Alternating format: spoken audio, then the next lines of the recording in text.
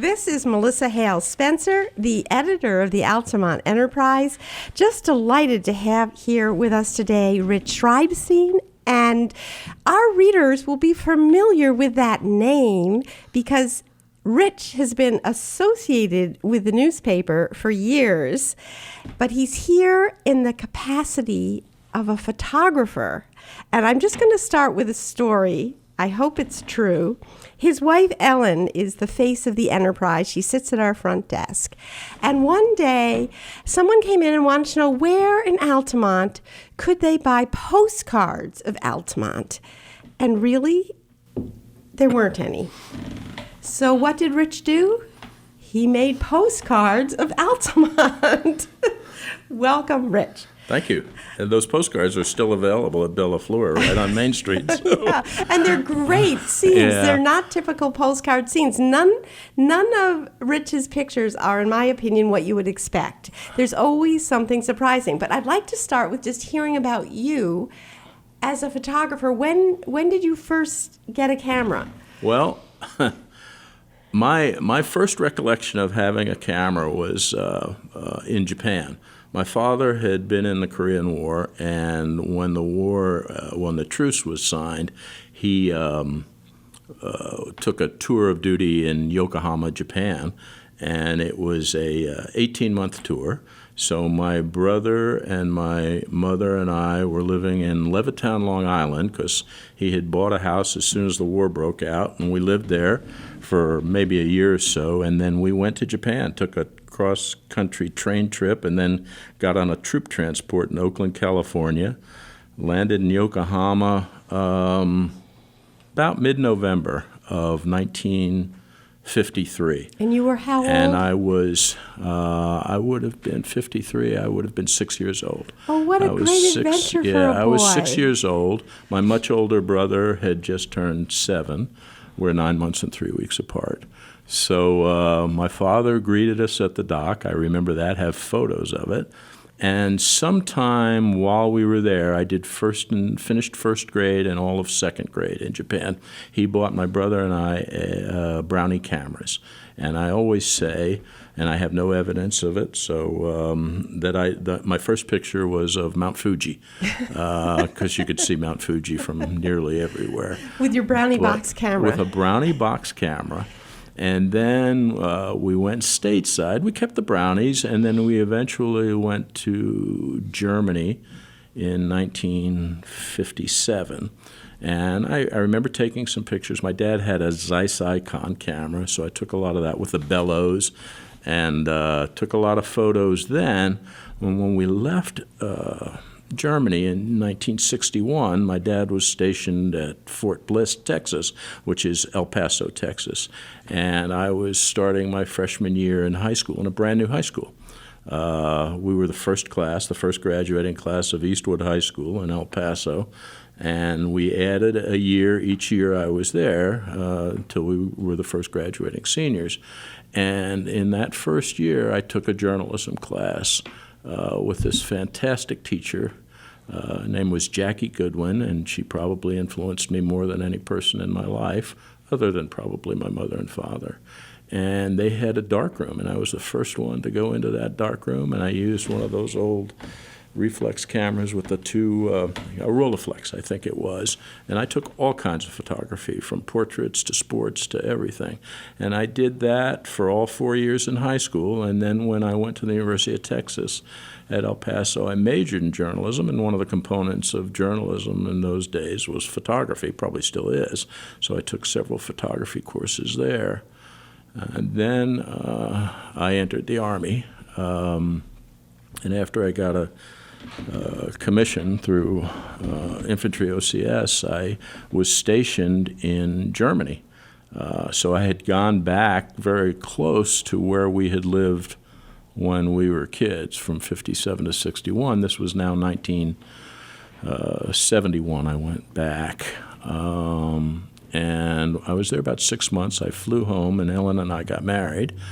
And interesting story, her parents and my parents had known each other since the end of World War II and were stationed together at Fort Monmouth, New Jersey. My gosh. So I had you known each other as I'd kids? known Ellen since I was maybe 2 years old, 3 years old. I had no idea. Yeah. And we got married. We went back to Germany, and she gave me a Canon FTB, which was really a 35 millimeter film camera, and I must have shot thousands of slides, some of which are somewhere around the house.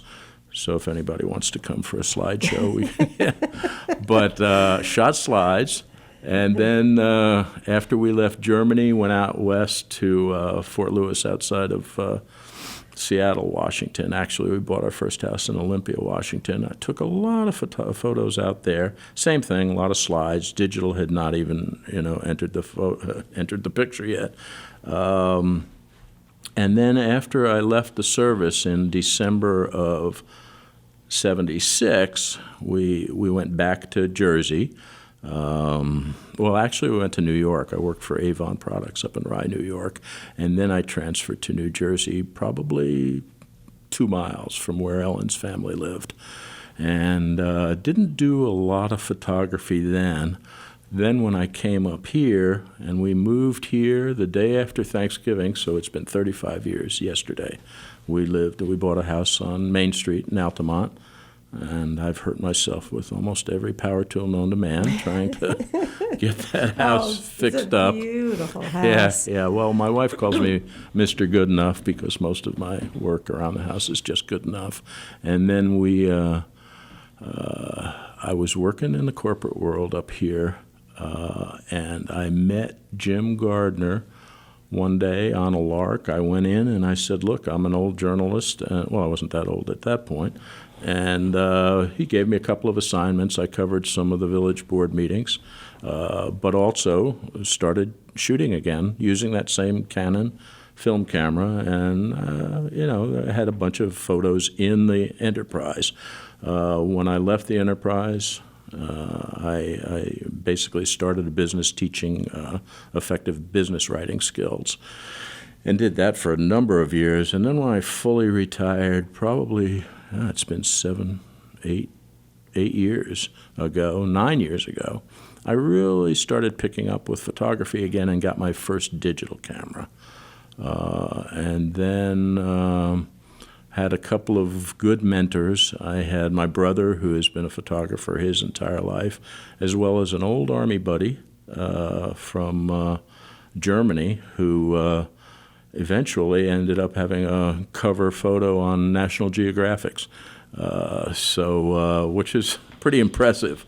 So with those two guys, and he visits quite often. In fact, about 2 years ago, he was a West Point grad, and he took me down. He had to give a talk at West Point, and he took me down, and it was right at graduation time. I got some great shots of, I thought, great shots of the graduation. It's a fairly impressive ceremony. And subsequent to that, maybe a year or so after that, I had heard about this photography club in Schenectady.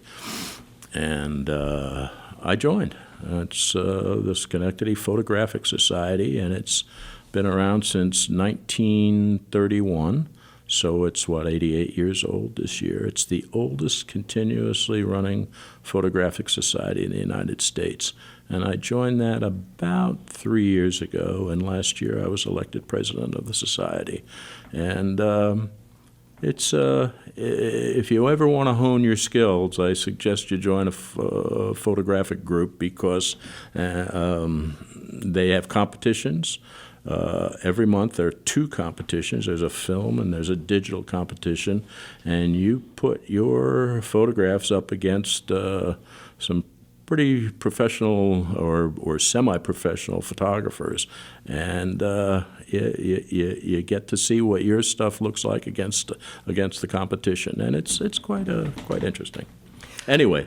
Yeah. I went through before this interview to look at some of the back in the day at the Enterprise, and what struck me even then, the pictures you took were never the expected photo. One of my favorite ones was on the front page, and you had been down to D.C., and it was the Vietnam Memorial, the wall. But it wasn't just a picture of the wall. You had it so that it was reflecting. It was like a double image. The surface of the wall was reflecting, and you could see the mirrored image of a person looking at the names. At the same time, you could see the names. And I just wonder, when you think of a picture, do you think in advance how you're going to do it, or what goes through your mind when you're thinking of what to shoot? I know exactly the photo you're talking about, and that photo has a sad story. I had been searching for a name of a friend of mine who was killed, one of my best friends in high school and college, who was killed in Vietnam in 1971. And I found his name, and because it's polished granite, black granite, for those who haven't been to the wall, which is a amazing scene. So I had an idea of what I wanted, because that photographer I mentioned from West Point, who had taken the photo that ended up on the cover of National Geographic, was there the day that memorial opened. And he took an iconic photo, and some of you may recall it, of a guy who had been a Silver Star winner in Vietnam, who was looking, he had a flower in his hand, and the reflection was just magnificent, in memory of his fellow soldiers who didn't return.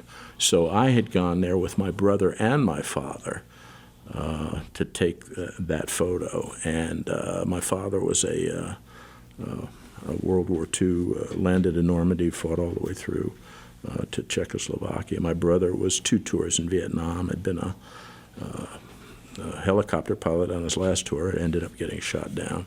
And when we went, I was looking for a single name. He found the names and had not known it at the time, but there were, I believe it was 4 names, and they're etched in the wall in the chronology of when they died.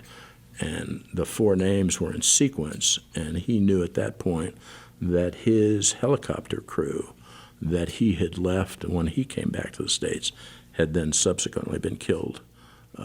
So it was. Oh my God! Yeah. And that's how he found out, by seeing the That's how names? he knew it the first time, and then of course he did the research.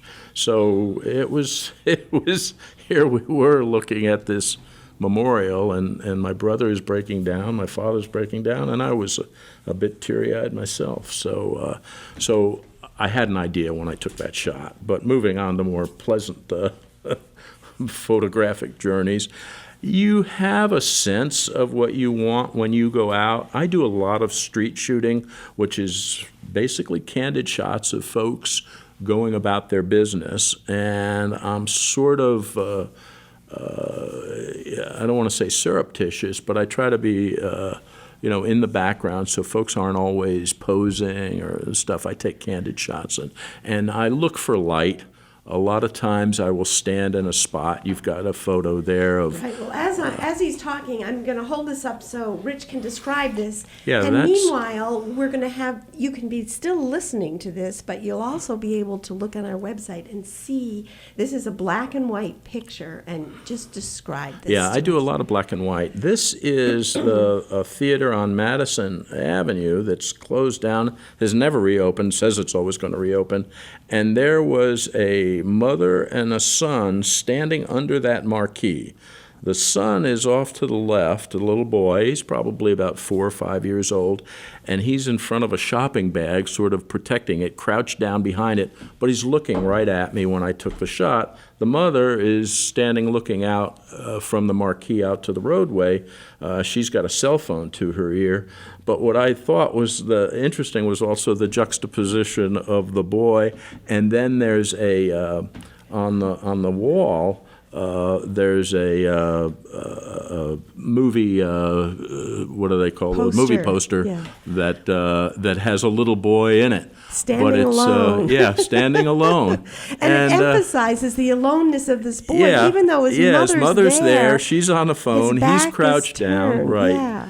And the street scene is semi-faded. It wasn't particularly a good day for that kind of photography, but it's a neat shot. I took that about 2 years ago, and what I've learned in the past is you don't ever get rid of your photos, because you go back and you'll see something that you may not have caught the first time around. And I do that a lot. I find a lot of photos that way, but it's an interesting shot.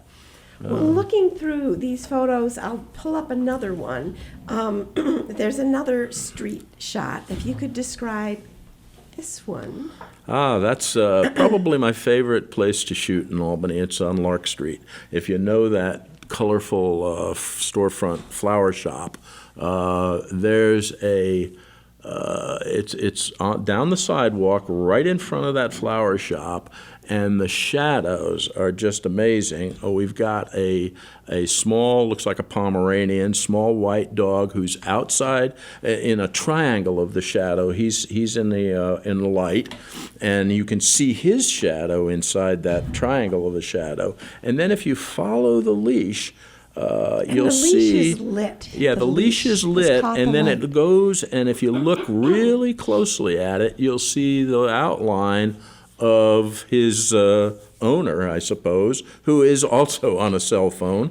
The dog is looking right at me. The owner, and you can see his shoe is in a little bit of the light, so you will make him out. But he's on his cell phone. He's really not paying much attention to anything. But the dog is paying attention to me. Yes, both of these pictures strike me as similar in that way. It's like a theme. One the little boy and this one. With the modern world, the people on the phone don't know what their surroundings are, but the photographer does. You have to. And the little dog and the little boy are aware of the photographer, but the people in charge, the man with a leash and the woman who's the mother, oblivious. They're in a different world. And that says to me so much. Susanna Lazard wrote this book recently about landscapes and how devices have changed us. But here you, the photographer, are noticing the landscape and the subjects where the other people are in their separate world, not there at all. I love that. I catch that quite a bit. I love that. And that's where you position yourself. And sometimes you just wait for somebody to walk into your scene. And man, you have to get it. Do people ever get angry that you're there with your camera? I have never, ever been confronted. I think a lot of people are hesitant to do street photography because they're afraid of confrontation. Mm-hmm. First off, if you have a modern camera with a flip screen, you can flip that screen out so it's parallel to the ground, and you can look at that screen, and you're not even making contact with the people who you're photographing. And depending on the lens, they don't even know that they're in the photo. Unless they're a little boy or a dog. Yeah, little boys and little dogs have a sense of what's going on. Adults are oblivious. Yeah, I can attest to that. But it's an interesting way to do it. I've never really been confronted. I've never been confronted in anger. Sometimes people will ask me, "What are you doing?" And I'm saying, I thought you were just really interesting, and I'm going to I've taken your picture.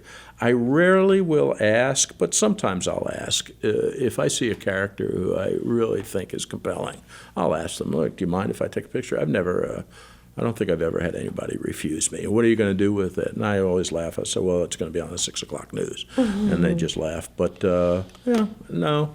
I mean, I've heard stories of people being confronted, but generally, if you're smiling and you're being straight with people, boom. Yeah. And here is another street scene that I just love. The other two we looked at have a touch that's troubling about them. But this one just makes me feel happy. If you could just describe what this is. This is also on Lark Street, because if you look in the left-hand corner, that's that same, it wasn't taken the same day, but that's that same flower shop right at the corner there. There you can see the awning. It's an older couple who are walking arm in arm toward me, but not really noticing me. And because of the time of day, they're casting long shadows. So you've and got their shadows touch. yeah, their It's shadows very nice. touch, and there's a tree that's there, and that tree is running parallel to their shadows, and it's just I love that shot. It's Just the protective posture, Yep, the way yep, that they are yep. together. It just looks like something like Old Friends out of a Simon and Garfunkel song or something, but it's no, just it's really, really nice. Yeah, really. And then I guess we should do some landscapes because you've got a lot of those. And this one, I almost had it upside down because what's so remarkable about it is the reflection. So just tell us about Yeah, that, with modern cameras, when you take a shot in what they call the RAW format, it retains all the data. That shot will typically, as most of them will typically be in color, and then you make a decision in post-production whether or not you want to maintain the color or use a black and white or a monochrome tint.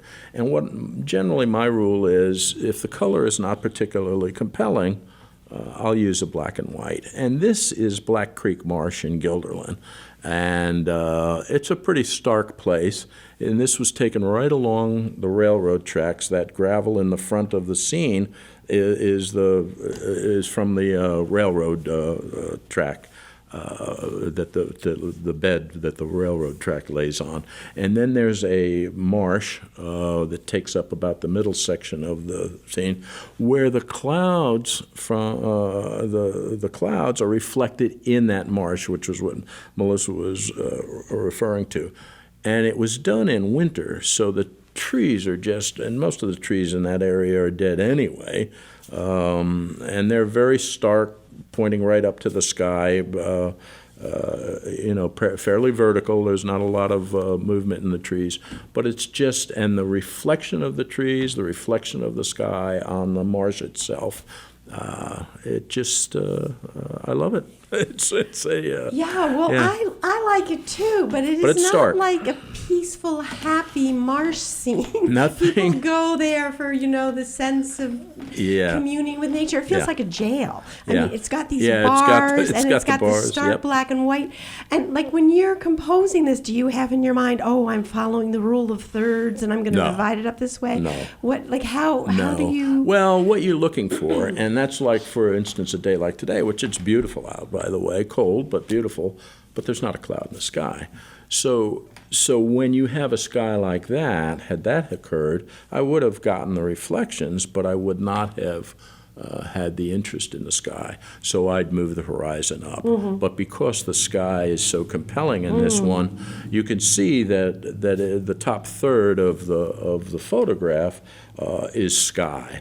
Rule of thirds. Rules are, there's nothing particularly, rigid about using rules, nor is there anything wrong with using rules, particularly when you're first starting out. The rule of thirds just basically says, you try to move the significant elements of your photo to one of the lines that a rule of thirds will give you. But I don't pay much attention to rules. You did it anyway. Yeah. And another thing I really like about this photo is the different textures. Yeah. I mean, this gravel in the front, it just feels like rough. And then you've got this softness of the clouds. But Yep. yet it's not a sentimental softness Yep. somehow. It's a somber softness. It's really... And one of the it's- elements in a good landscape shot is put something in the foreground.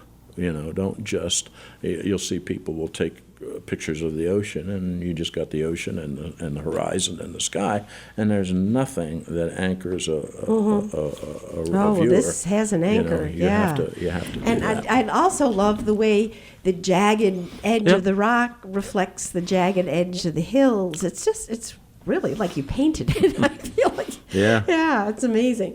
And then this, you told me, was one of your favorite pictures. That's And- of the last year, anyway. the more you look, the more you see. So tell us. I spend a lot of time at the Altamont Fair.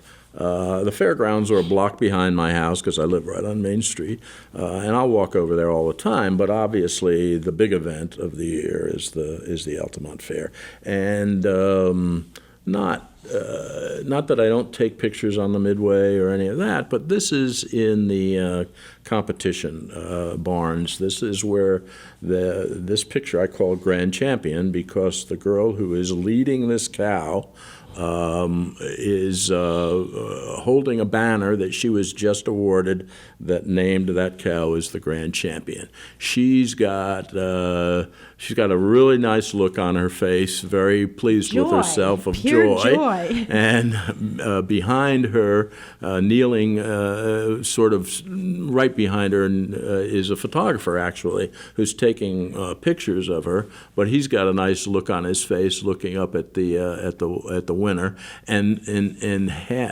on the left third of the photo, she's got, and I'm making an assumption here, she's dressed very similar, same T-shirt that the winner is wearing. Same face. And same face, so I'm assuming that's a sister. And she's holding a little baby who's sort of looking off towards her, probably her aunt, or the cow.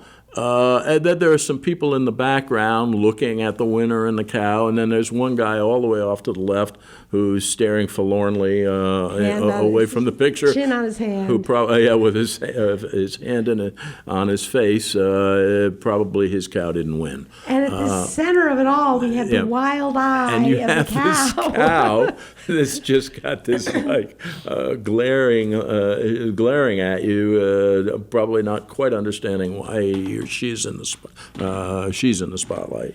So, now, you decided to print this one in color as opposed to black and white. I printed that in color because, look, you got those two red shirts. You've got the cow, the brown cow. You've got you got the straw on the floor of the barn, and people leaning up against the railing, and they're in different colored clothing. It's just, it needed to be in color. It's vibrant. Yeah. Yeah. That one, by the way, is in a calendar that I produced. And we should move on to the calendar now that it's been mentioned.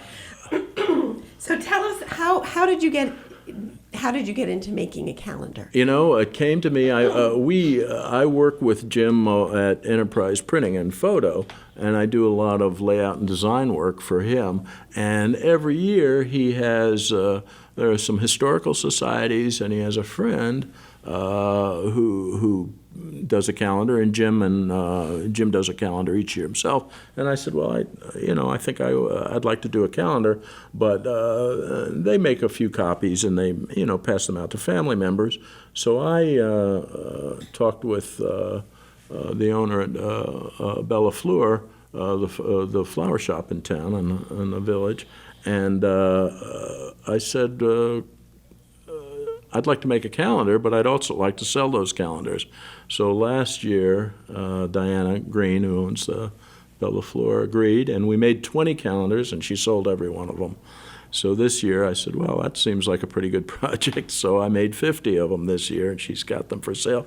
But last year it was primarily just Altamont. This year they've got some shots of Altamont, some of Schenectady, some of Albany, and I think there's one of Saratoga as well. We'll look through them, but I just think it's lovely because I work with a staff of young people, and they all use an electronic calendar. And I just find having a calendar on the wall, it's like you get a new piece of art every month. Every month, absolutely. And it's also just a way, because I've saved my written hand calendars for years, and I can look back to like when my children were little and see the things they did. And you can see how many times you took them to the doctor that year.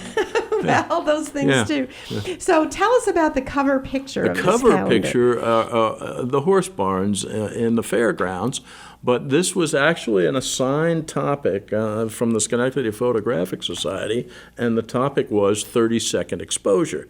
Most people take long exposures at night. And they get the headlights of cars zooming through and that kind of stuff. They look or like stars. snakes. Yeah, light painting. I decided to do a daylight one, and I had never tried it before. And so I planted, obviously you have to do it on a tripod because the camera's going to be exposed for 30 seconds, the not the film, but the sensor is going to be exposed for 30 seconds. So what you've got, and it wasn't a relatively windless day, but there's still at the edges of the trees that are in front of the horse barn, you can see some blurring. And if you look at the clouds, you can see that the clouds, obviously within 30-second exposure, are going to move. So you've got a blurring of the clouds. So what's really nice is you have the softness of that Yep. blur on the edges, and then the horse barns are so geometric, and Yep. they're red and white striped, and Yep, so it's yep. like this And it's the contrast red and white of doors. man-made Yep. and natural. Yeah, yeah. Very, very Yeah. nice. So Interesting stuff. this And then is inside, proof of the calendar, so it's Yeah. not quite together, so I'm holding it a little awkwardly. yeah, So that's the stockade. If historically you get a lot of ice jams on that part of the river in front of the stockade on the Mohawk, and this doesn't have much of that, but you can see some ice and some snow. It's all snow covered, and nice blue sky with a very interesting cloud configuration. Just shot down the sidewalk with some footprints leading to a tree. I love the footprints, and I love the reflection Yep, in the yep, Mohawk. yeah, That's well, really... that's Towasentha. That's so this is the Guilderland Town Park. yeah, that's the Guilderland Town Park, and you've got the what is that? The Boson, the Normanskill running through there, and it's frozen, but you can see the reflections of the trees on the ice. And it's got a blue cast to it because that's what happens. The sky is blue, the ice reflects that, and it's a snowy scene. Lightened up the trees a little bit so you could get some distinction there. It makes me always think, of course, of the poem about Hiawatha Yeah, and how yeah. did Native Americans live at the Vale of Towasentha when it was so Yeah. cold. But tell us, you say lightening the trees. How much do you do, post-production? Yeah. It depends.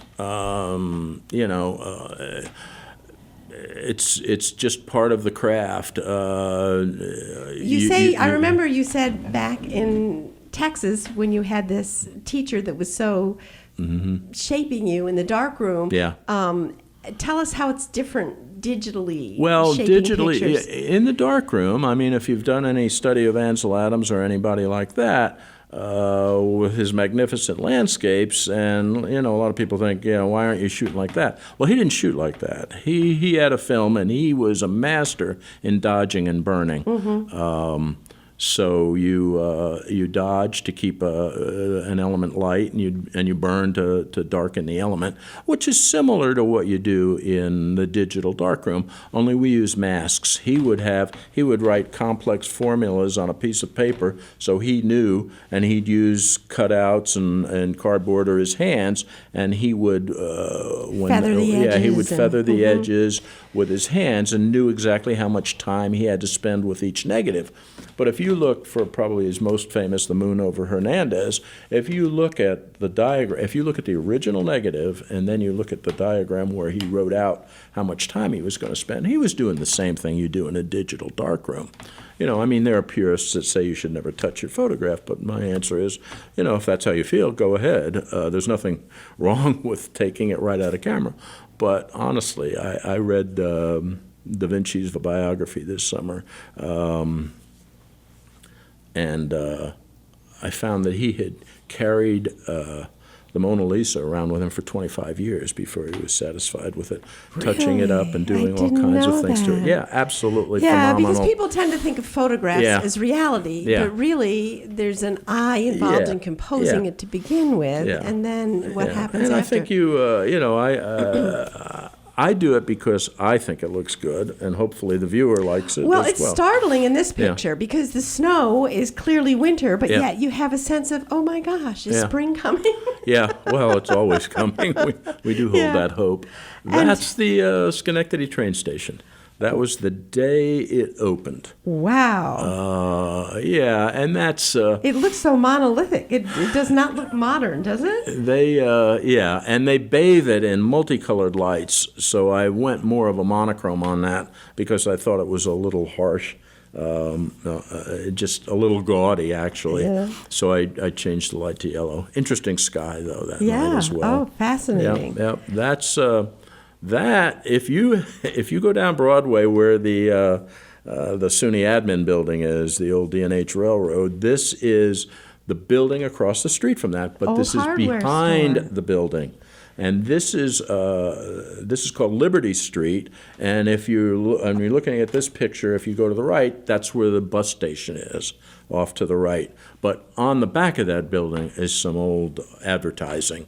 This one was a hardware store, and there's a blacksmith and all that, but the sky was, I wanted to get a lot of the sky, was just, it looks blotted on there. It's just amazing again, shots. a great contrast between the man-made and the then natural. there's the fire escapes, and just a wonderful old shot. I try to take that shot. I'll go to a lot of places multiple times. Waiting for the right light. And Looking for different light, looking for the right light, and sometimes you just have to keep looking at the angles to see what you got. That Woo. next one. This one is such a stark contrast. That's at Tulip Fest. I had some, well, I guess they were pink tulips, and I opened my lens really wide so I could focus on the tulips and blur the background, which is the Moses statue. I can see it. In the background. So yeah, it's just a different shot, but The colors, marvelous, just marvelous.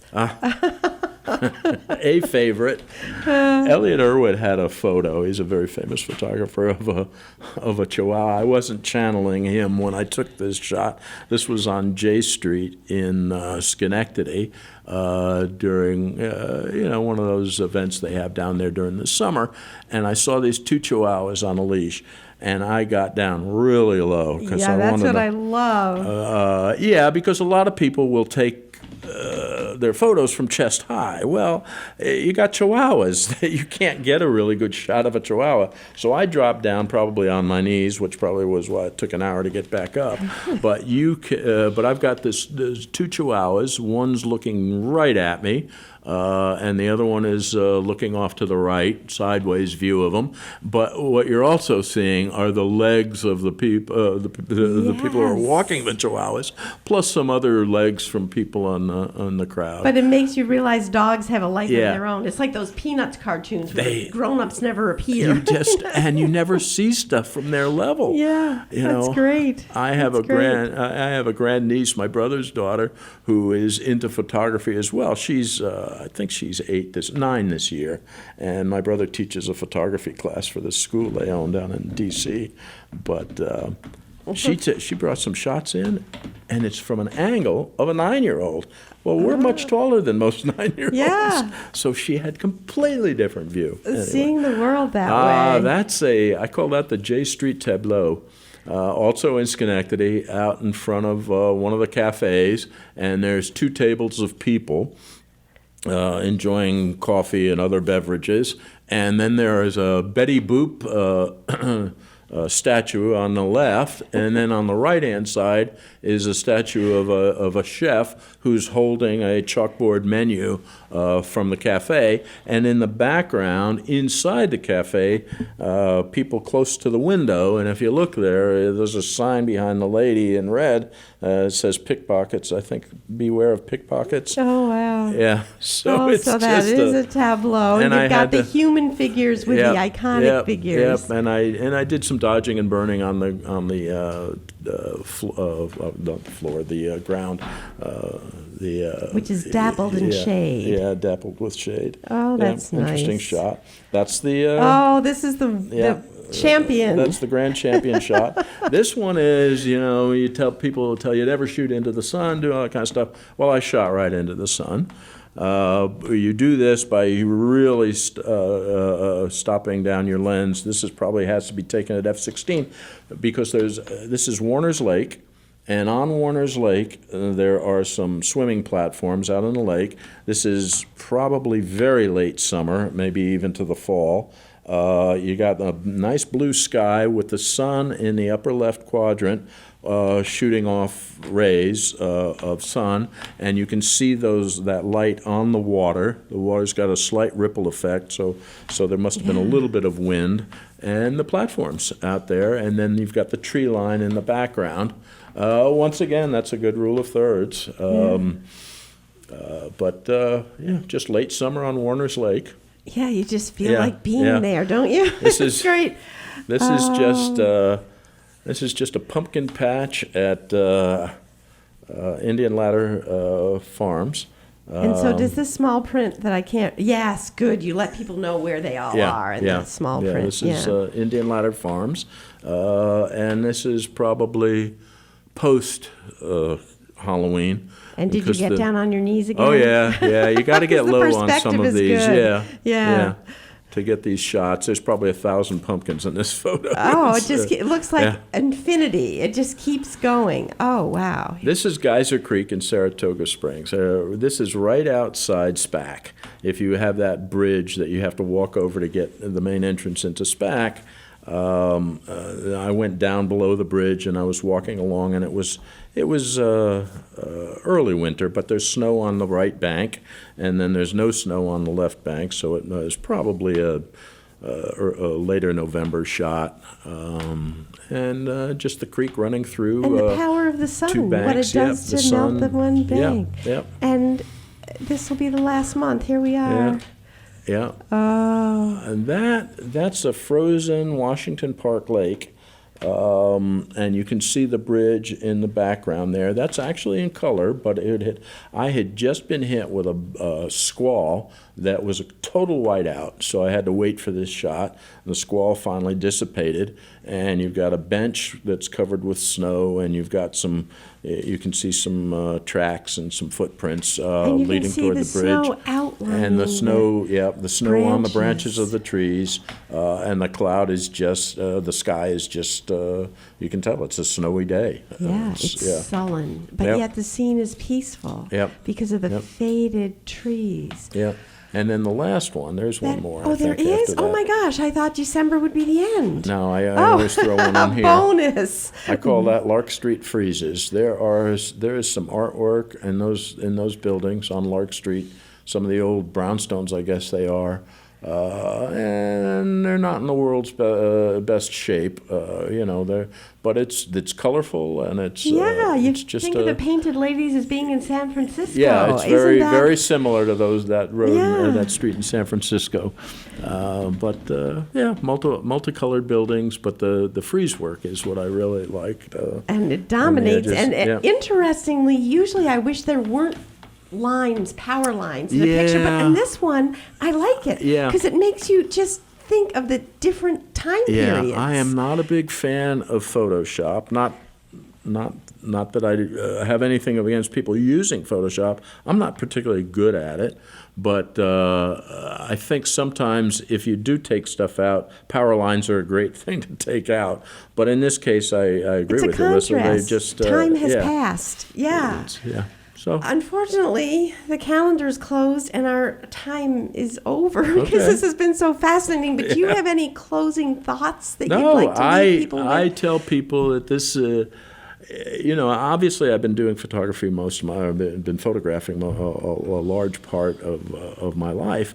But if you have an interest in photography, and I'm going to put a plug in. You ought to think about the Schenectady Photographic Society. If you just type that into your computer to Google it, you'll see. You come to their webpage and it'll tell you all the things that they do and show you some great photographs.